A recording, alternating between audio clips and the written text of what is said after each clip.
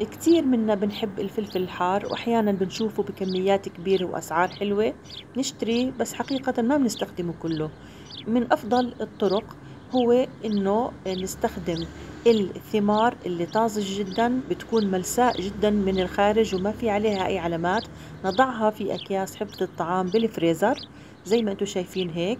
بتاخدي حاجتك منه، بتستخدميها في قلاية الطماطم، بتستخدميها مثلا في البرياني، في أي أطباق انت بدك إياه، بيكون محافظ على لونه وعلى طعمه وعلى نكهته.